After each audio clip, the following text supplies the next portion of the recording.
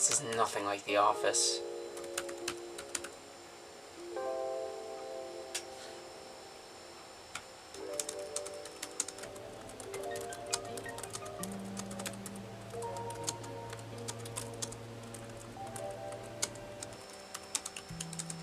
Hey, coffee machine's broken again.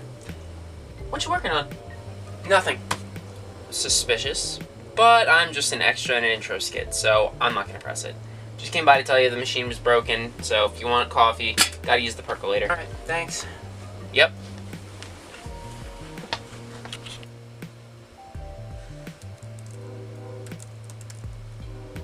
Damn, this thing needs to clean. You've released me! Wait, are you, Yes, that's right. Genie of the percolator. Someone cleaned my lamp, and everyone stopped rubbing it, so I had to find the nearest dirty container. I am an all-powerful... Hey, what you working on? Nothing.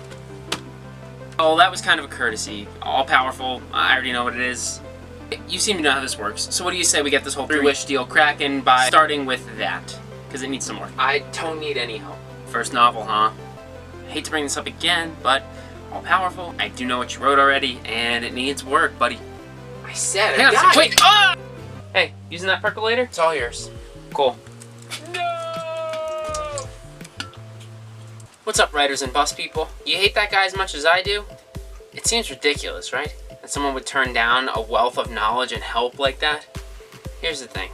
When I first started writing, I was that guy. I think at one point or another in our writing careers, a lot of people might be, which isn't easy to admit. Of course, most of us at least don't have a genie in a percolator. What we do have at our disposal that we sometimes fail to use are writing courses to help us learn better techniques, writing groups, tip videos, and just generally listening to the experience of other writers. So here I am. I did my time, or rather wasted my time, as the naysayer know-it-all newbie. I'm here today to share with you some of the experiences I've had, both myself and through getting to know other people, about common mistakes that people make with their first novels. You either die a hero, or you live long enough to see that there actually are no heroes, just people that find success through varying ratios of hard work and very good luck. Where do I fall on this spectrum? On the side, in the bleachers, cheering you on and screaming directions to you while you wander blindfolded through the minefield that is writing. In other words, it's tough, but it's also a blast. Like my other writing crimes videos, I am going to talk about what not to do. In this particular case though, I'm not talking about one genre or the other, but rather I'm including all genres in the experience of writing your first novel. And the easiest way to talk about these mistakes people make is actually to group them into 4 different types of writer who's just finished their first book. So we're going to talk about 4 different types of first-time writers, writing criminals, if you will, which will hopefully help you avoid becoming them. Yes, I am going to roast newbie writers a little bit, but to be fair, I have been all 4 of these writers. So I'm sitting on my own grill, and I like my tofu well done. Though be it known that if you are currently making these mistakes and you can identify this, there's always room to change and grow. Here comes 4 different types of first-time writer. 4 writing criminals. But it turns out, camels do speak Portuguese in this dimension. So Jack was never crazy in the first place? But that would mean the nuclear meltdown was pre-planned. But why would Jonesy cover that up? Well, I'm still ironing out some of the details, but it's coming along. Pretty good story, huh? Oh man, I don't really get how you come up with it all. Well, it all started with this idea of... No, don't tell me anymore. I want to read about it when you're done. I'm sorry, what? Well, you said you were gonna write a book, right? You're gonna actually write the story down?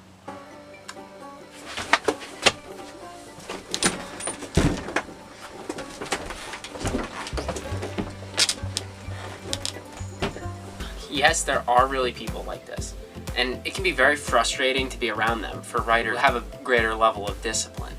The Living Audiobook is an example of a writer who talks a big story, but has a lot of trouble actually putting pen to paper. They thrive on the attention they get, the direct feedback from people when they're verbally telling this story, which if you've written anything before, you're very familiar with how different that is from writing and waiting for feedback from readers, if you even get any. Despite common misconceptions, writers are people. We're humans. We do crave satisfaction and validation that comes with feedback from our customers or readers. So who can really blame the living audiobook for seeking a little bit of that attention? Well, no one. But you can blame them for never even starting their first book. For all of the amazing story ideas they can draft up, they never even start. Because the idea of actually writing down everything that they've expressed verbally to people and gotten feedback on is really daunting. Hell, I've done this at some points in my career. My first book, Project Second Shadow, I rewrote that book 6 times before I moved on to another idea. Because I was so sure that Project Second Shadow was going to be my breakout hit, and it just wasn't the case. And all of my other books remained safely tucked away in the vault. I would tell people about them. My friends and coworkers, I would tell them about the ideas I had for books that I never planned on writing. I was saving them all for when I was a big-time bestseller. When I finally managed to unfixate myself on this idea, I published my first ebook, Strand the Silver Radio, and now hundreds of people have been touched by this idea, rather than just the 5 that I could tell about it verbally. If you want to survive in the literary world, you have to get over that hurdle of craving feedback for your work and letting it prevent you from actually starting. Honey, I know you asked me not to come in until you finished outlining your novel, but I haven't seen you in 3 days. I'm starting to get worried. Yeah, not done yet. Okay, this is ridiculous. I'm coming in. No, wait! I really didn't want you to see this till I was done in chapter 3. This type of first-time writer is very similar to the living audiobook in the fact that they may never actually start writing a book. They're very different in the fact, though, that this is not because of too little effort. It's because of too much. Nobody writes a book one word at a time. Not a single soul stops after every word to think, which word comes next? You write by the sentence, by the paragraph, by the scene you see in your head. Yet this word-by-word level of detail might be exactly what's holding the overplanner back from even starting writing. You plan out environments, characters' physical appearances, story arcs, and every action in excruciating detail.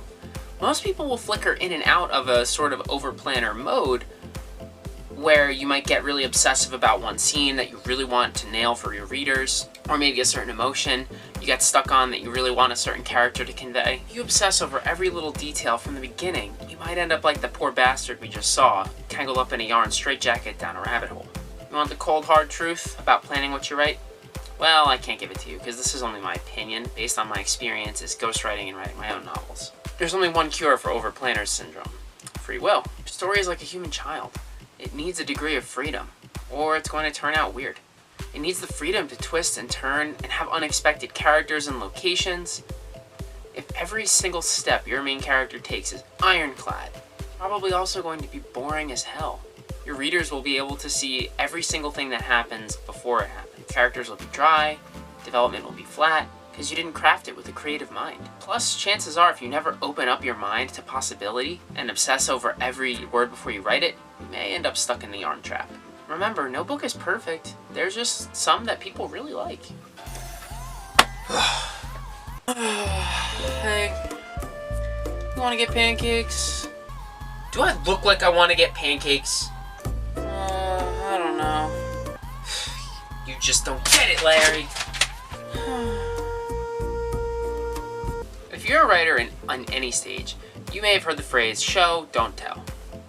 What this means is to communicate what your characters are thinking or feeling, don't just tell the readers in the narration, show it through dialogue or the characters doing something. If you're a teller and you tend to just write what the readers are supposed to get out of the scene, they may end up resembling the reenactment we just saw. This goes for first or third person. However scary it might be as a writer to let go of the wheel a little bit and let the readers drive, it is always better to let them form their own opinions and feelings about a scene. I used to be a horrible teller. You worry, are they going to be able to tell that Jack was angry? I would use lines like, he was very angry, all the time. Don't do this.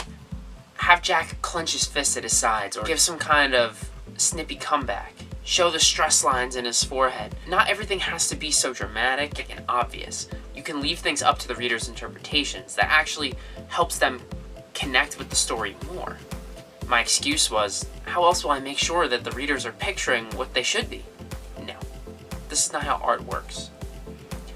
go see a movie with captions that tell you what you're supposed to be thinking and feeling in every scene. Or listen to a music album where the lyrics of every song are literally just telling you what to think about the song. Now you're sad, the song is also very sad. This is because creative works are reflections of the individual user.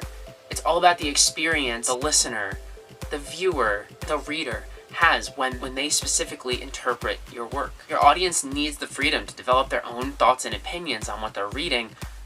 Otherwise, it becomes the opposite of entertaining. It becomes instructional, bossy even. Who wants to read a book that's just going to tell you exactly what to think and feel? No one. So yes, if you hear it a million times, take the advice a million times. Show, don't tell.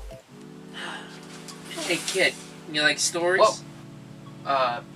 Yes. I got one for you right here. Thanks. Hey, I'm just a supplier. But there's a typo in the first line. You seeing you, kid?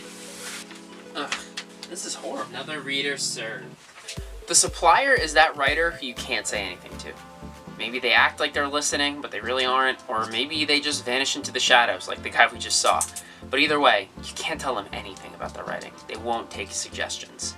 After all, as the brain father or mother of a creative work, it is very easy to become disconnected from your audience. No one will ever know these characters of this world as well as you do. Some new writers tend to develop this sort of stubborn superiority. If you feel yourself doing this, becoming impossible to advise on your writing, you have to nip that habit in the bud. You need to listen to your readers. There are two poles to a story, the creator's end and the reader's end. And without both of them, you can't have the magnetic field in which the story is created. If you've got a bunch of readers but no creator to make the story, then it never gets made. If you have a creator but no readers interested because the creator doesn't listen to them about anything, then no one reads the story and it fades into obscurity. So, how do you get readers on board? Capsize their ships. They have no choice but to get onto yours. No. Listen to them. Not just one. Don't base every decision you make about your story on the suggestions of one person. Reach out to your whole audience and see what the common themes are in their feedback. Get as many opinions as you can. Ask them, what does the book make them feel? If the answers you're getting are not matching the themes you set out to illustrate with your book, then you might want to consider a big revision. If it's just one or two people that are a little lost about the plot, don't be a shady alleyway supplier. Be an upfront professional who knows how to take suggestions. Your readers will appreciate it, and that'll reflect in your distribution. 4 types of writers who go wrong when creating their first novel. Don't be them. But if you've already been or are one of them, don't lose hope. I was all 4. You can learn and change and grow as a writer just as much as you can as a person. Which is to say, it's really difficult, but you'll be all the better for it. But if you haven't gone down one of these dark and treacherous roads yet, do your best to avoid them and save yourself a load of trouble. So, things to avoid. Keeping your stories as party time icebreaker exclusives, tangling yourself in a yarn trap so tight you can't breathe, bossing your readers around too much, and disconnecting yourself from your audience. Watch out for those common pitfalls, and you'll do just fine. If you spent this whole video slowly raising your hand to your mouth and realizing that you're a writing criminal, oh no. Well, here's me sending out an emergency life raft. Let me float you over to my other videos so you can learn some strategies to improve your writing skills and get back on the right track to chase down your dream of being a professional writer. It's never too late to change your ways. Take it from someone with many changed ways. Be on the lookout for my instructional course, 1 module down, 4 to go. That will give you some much more in-depth help with planning your novel. Please be sure to support the Roadside Writer by clicking the like button on this video, subscribing, and hitting the bell icon so you never miss a new video. You can also support me by subscribing to my website, where you'll get fun newsletter updates with even more writing help, or becoming a patron, and all the links for that will be in the description. Thank you so much for watching. Have you been one of these 4 writing criminals? Comment below a habit that's been really hard for you to kick, or maybe you're still kicking. You'd be surprised how many other writers probably share the same challenges. Roadside Writer, out. Hey, need this, sorry.